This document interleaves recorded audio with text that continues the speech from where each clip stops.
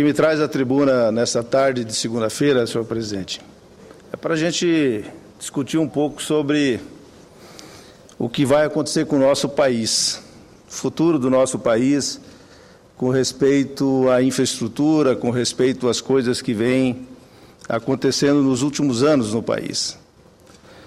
Lembro-me que, há uns 20 anos atrás, senhor presidente, eu era agricultor, presidente de uma fundação de apoio à pesquisa agropecuária no estado do Mato Grosso, fui presidente da Associação Nacional dos Exportadores de Cereais, a ANEC, e militei durante muitos anos, antes de entrar na política, no setor em que me criei, em que tenho meus negócios e que sei que é um dos principais negócios do país.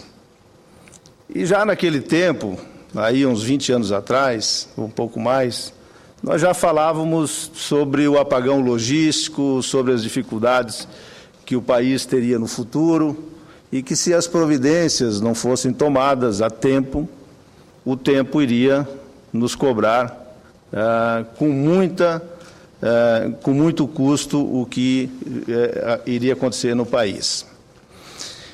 Infelizmente, o país, melhor dizendo, infelizmente o tempo passou, o país cresceu e as ações de infraestrutura no nosso país foram muito poucas. Milhares de caminhões são construídos todos os anos, todos os meses, milhares entram todos os dias nas ruas, nas estradas, e as estradas continuam as mesmas. Saímos do sonho de fazer 100 milhões de toneladas de grãos, Embrapa, produtores, governo, não quero deixar o governo fora, não, o governo, através de financiamentos, através de BNDES, através de pesquisa, todos colaboraram e nós chegamos aos 100 milhões, depois de muito remar, já estamos aí chegando a 180 milhões de toneladas, e a gente, quando fala de toneladas de grãos de safra, nós estamos falando só de grãos. Nós estamos falando de outros milhares de toneladas de cana que se transformam em etanol, que se transformam em açúcar, que depois vão pegar as mesmas estradas. E durante todo esse período em que nós trabalhamos para fazer um país diferente, um país autossuficiente em alimentos, um grande exportador, que pudéssemos gerar divisas para o nosso país, dar a condição para que o governo criasse e pudesse manter os programas sociais que hoje são feitos e que são um exemplo para o resto do mundo, fizemos tudo isso, mas, mais uma vez, esquecemos de fazer o básico, esquecemos de fazer a infraestrutura para que tudo isso pudesse andar. E chegamos agora, em 2013, uma total confusão, onde as rodovias não funcionam mais, e não funcionam, não é porque elas têm buracos, mas também temos muitas rodovias boas. Mas a quantidade de veículos, caminhões, que transitam nessas rodovias, tornou-se impossível de você andar.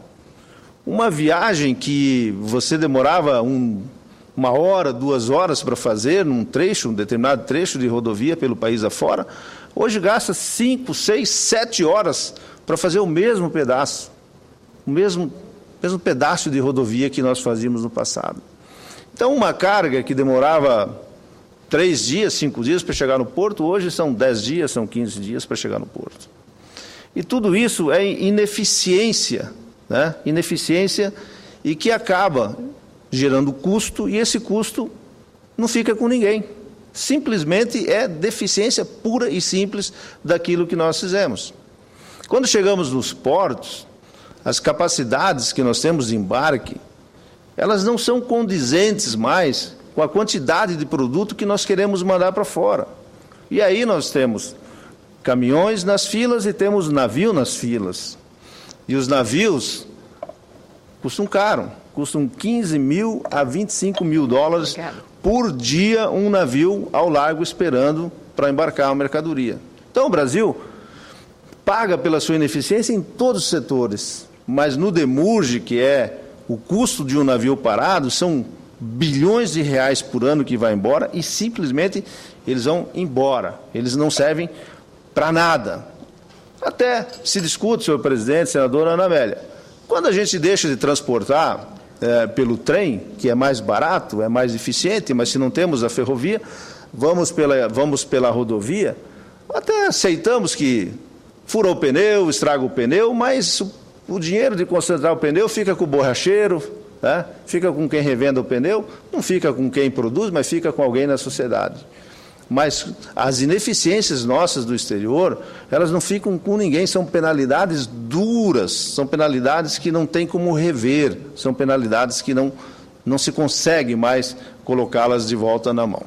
Então, eu concedo a parte da senadora Ana Amélia que quer discutir esse assunto, eu acho extremamente importante, senadora. Senador Blairo Maggi, essa matéria tem ocupado parte da minha agenda aqui no Senado, até não só pelo meu estado, mas pela visão de conjunto do Brasil, e eu considero vergonhoso quando um país que é um maior importador de grãos brasileiro, como é o caso da China em relação à soja, suspende uma compra porque não foi entregue no prazo em função dos navios não terem a programação respeitada pelo atraso e pela lentidão no carregamento. E outros problemas já referidos por Vossa Excelência, que quando o governador do Mato Grosso criou um sistema de consórcio com os produtores para superar as dificuldades da área pública e aí realizar as obras necessárias para fazer asfaltamento e acesso e escoamento da produção da safra.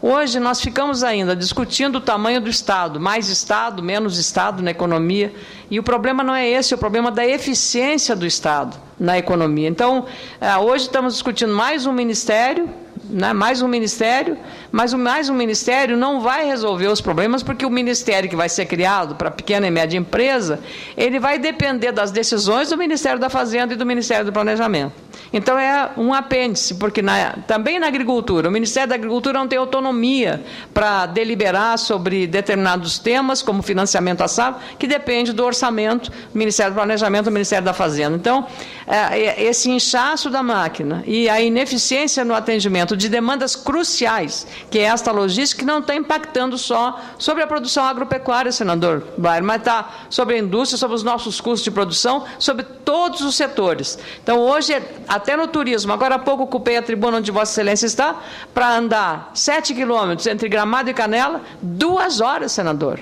2 horas.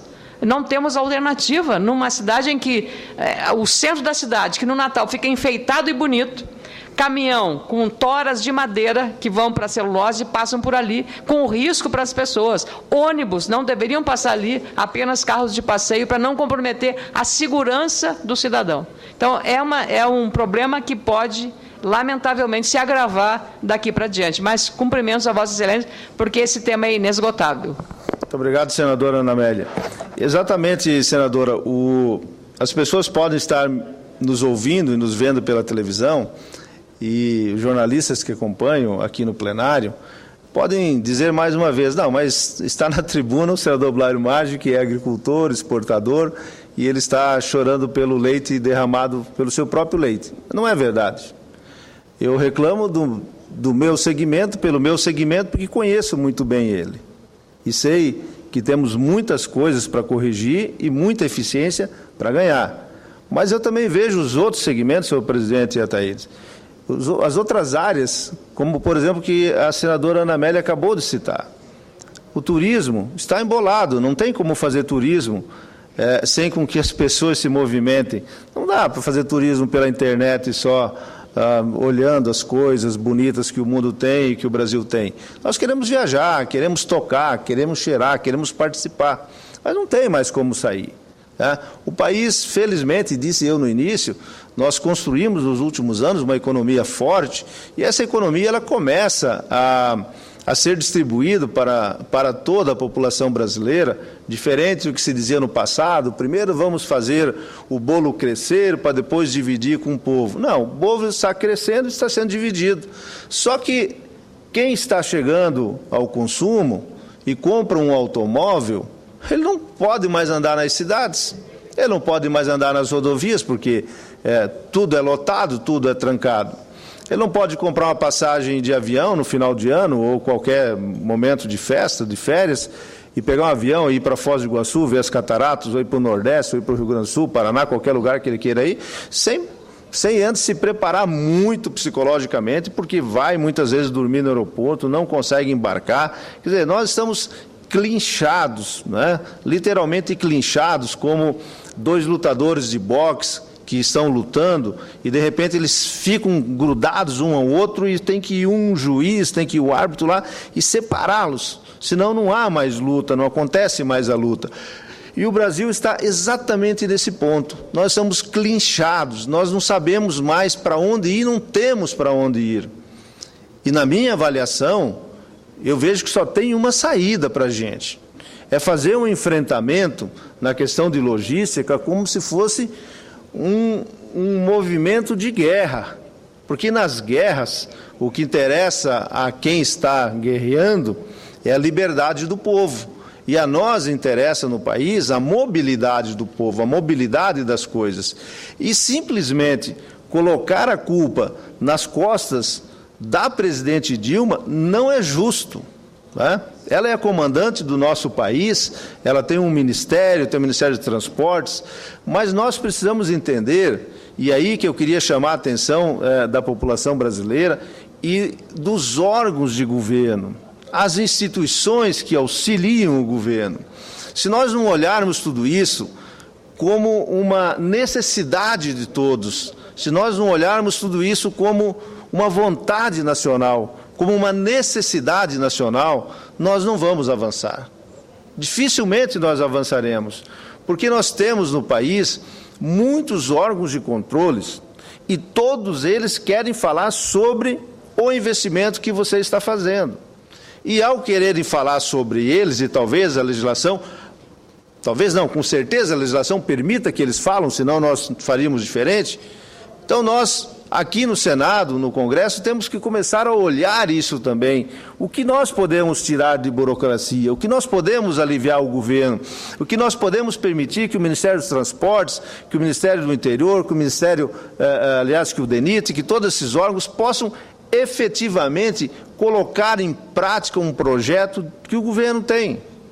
Eu tenho andado pelos ministérios, tenho conversado com os ministros, nós temos convocado ou convidado os ministros para vir até a nossa Comissão de Infraestrutura, na Comissão também de Fiscalização, e nunca vi, até agora, nesses últimos anos, alguém dizer, olha, nós não faremos isso ou deixaremos de fazer aquilo porque não temos dinheiro. Pelo contrário, o país tem dinheiro, o país tem condições de se financiar. E se ele não tem um projeto determinado, ele pode concessionar esse projeto, pode entregar à iniciativa privada, que através dos próprios fundos que as empresas estatais brasileiras têm e precisam ter renda fixa para daqui 20, 30 anos, continuar a pagar a aposentadoria, os complementos de aposentadoria das pessoas, esses recursos podem ir muito bem para esses projetos. A presidente Dilma faz movimentos nesse sentido. Começa a concessionar rodovias, começa a pensar num novo modelo de concessionar a construção de novas ferrovias, cortando o Brasil de leste a oeste, de sul a norte, com recursos privados ou recursos de fundo, mas bancados e responsabilizados pela iniciativa privada, onde as obras são mais rápidas, as obras são mais baratas, as obras são mais eficientes e nós conseguimos avançar com mais rapidez. Então, eu queria, senadora Ana Amélia, pedir para que a população brasileira prestasse atenção no que vem acontecendo. O problema da logística não é o problema do senador Blairo Maggi. O problema da logística é o problema de cada cidadão brasileiro que quer comprar um automóvel, uma motocicleta, que quer sair, que quer andar e que quer ver esse país crescer, se desenvolver. Nós não faremos sem rodovias, sem ferrovias, sem aeroportos. Os romanos se transformaram na maior potência mundial, quando foram a maior potência mundial, porque descobriram que precisavam fazer estradas, precisavam fazer caminhos para ir e vir e transportar as pessoas, transportar as riquezas. Um país que nem o Brasil ainda não descobriu isso. Ou melhor, se descobriu, nós não estamos conseguindo fazê-las andar, fazer com que as coisas saiam do papel. E aí o que mais me preocupa, senadora Ana Amélia e presidente Ataídes, nessa sessão na tarde. Nós estamos conseguindo passar essas ineficiências que nós temos, a desorganização que nós somos como sociedade que precisa se movimentar, estamos passando essas grandes dificuldades nos momentos de melhores preços internacionais. No momento que, apesar da crise de 2008, a crise mundial, apesar dos solavancos na economia agora em 2013, com Chipre, Grécia novamente, nós estamos conseguindo passar uma economia no mundo que cresce relativamente bem e que compra os produtos, não só do Brasil, mas compra produtos do mundo inteiro, e esses produtos têm sustentação, têm preço. Mas eu nunca vi nada que subisse que um dia não descesse. Tudo que sobe um dia desce. E será natural que os preços das commodities, os preços dos produtos industrializados, semi-elaborados que o país faz, que também sofrerá diminuição nos seus preços, também será desvalorizado.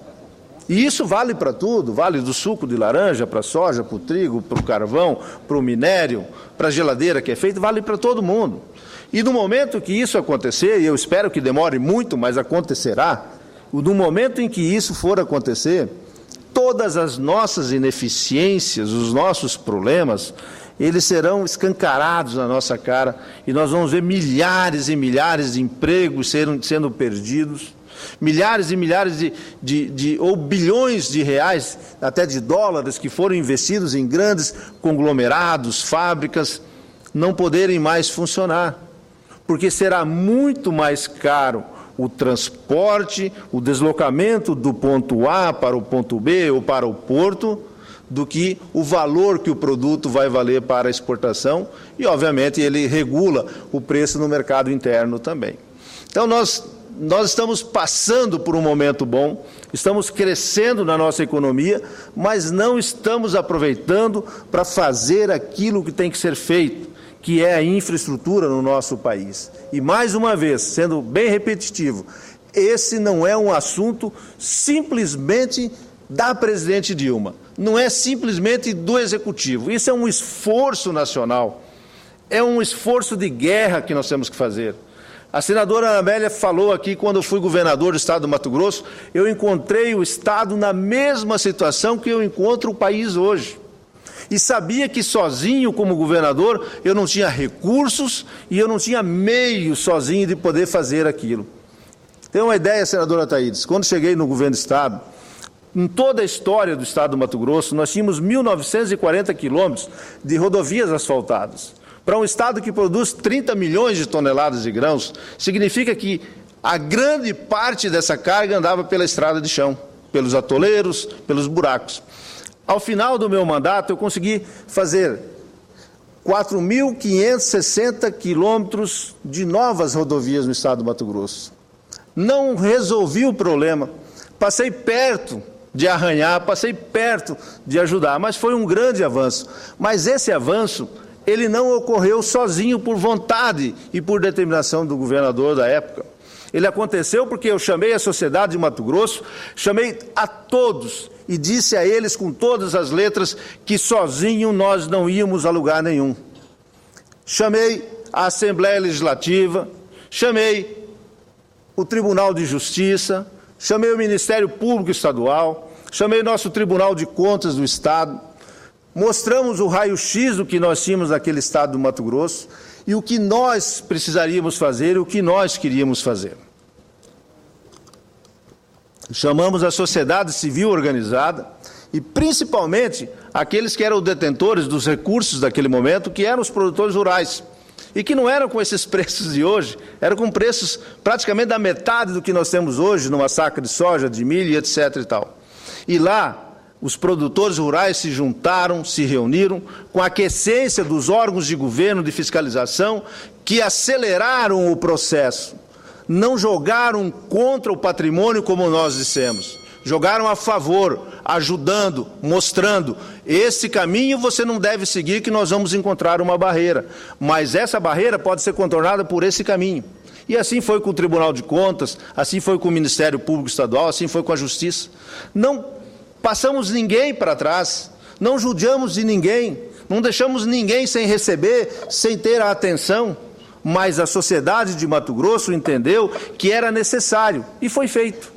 E é essa experiência que tive como governador que eu quero conclamar, quero chamar a atenção do Senado, do Congresso, do povo brasileiro, que se nós não fizermos um esforço, todos nós juntos, abrindo mão de picuinhas muitas vezes, abrindo mão de problemas políticos muitas vezes, nós vamos sacrificar o país, nós vamos sacrificar o povo brasileiro.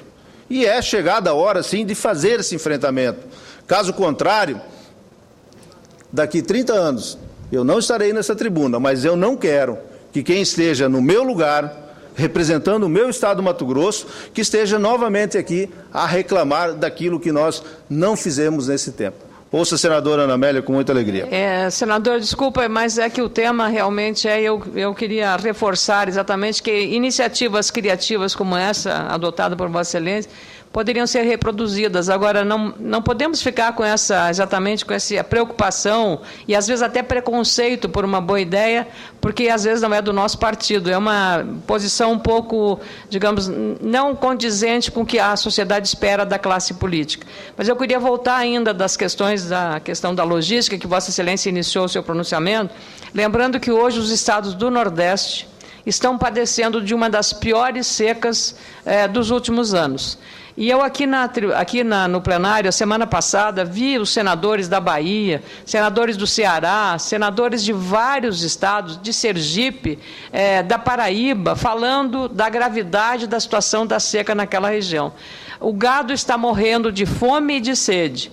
E vi que muitos parlamentares desses estados se mobilizaram no final de semana para tentar levar o milho, que é a principal ração para os animais, do sul do país para aquela região. Senador, é muito difícil fazer essa operação. Não tem navios, não tem caminhões, porque isso tem uma programação. Então, veja só, eu estou dando esse exemplo porque se nós tivéssemos uma logística eficiente, esse problema seria rapidamente resolvido. Talvez, dando esse exemplo, as pessoas que estão nos acompanhando entendam melhor o que é essa tal logística que tanto atrapalha e impede o desenvolvimento harmonioso do nosso país. Então, por causa da deficiência de não termos navios, não termos caminhões, o milho para os animais do Nordeste não chega na hora certa e mais animais vão morrer de fome e de sede. Era essa modesta contribuição, senadora. Muito obrigado, senadora. A senhora tem toda a razão. Talvez a maneira mais simples de explicar isso é dizer, olha, pela falta da logística, a vaquinha no Nordeste vai morrer de fome. E vai morrer de fome não é porque não tem milho. Tem milho no Paraná, tem milho no Centro-Oeste, em Mato Grosso nós temos lá mais de 5 milhões de toneladas de milho sobrando esse ano. E está chegando uma outra safra agora. E nós não temos como levar. E, aliás, quero aqui aproveitar para fazer uma referência ao secretário de Política Agrícola do Ministério da Agricultura, o Neri Geller, que chegou há pouco tempo, é um mato-grossense, e com a vivência que tem também, com a experiência, pediu e solicitou ao ministro, à Casa Civil, enfim, a Fazenda, e conseguiram fazer um novo modelo de leilão há poucos dias atrás, de não levar o milho a granel para o Nordeste, mas já levar o milho ensacado, onde ele já consegue chegar nas propriedades, já nas quantidades certas, e talvez a gente consiga, nesse período, agora um pouco para frente, ser mais eficiente também. Mas então é isso, a gente, quando tem gente que conhece os problemas, sabem das soluções, elas apresentam também soluções. E eu gostaria, também como membro da Comissão de Infraestrutura, lá coordenada pelo presidente Collor, de nós ampliarmos essas discussões, de nós chamarmos o empresariado brasileiro, porque a responsabilidade do que estou dizendo e dos problemas que nós temos não é só do governo. A responsabilidade é de todos nós e a experiência mostra que quando nós nos juntamos, nós unirmos as nossas forças, nós conseguimos vencer, conseguimos fazer mudanças que sejam significativas e que sejam para melhor para o povo e para a população brasileira e para o nosso país que nós tanto amamos e tanto queremos vê-lo tão grande e tão bem quanto qualquer outro país no mundo afora. Muito obrigado, senhor presidente.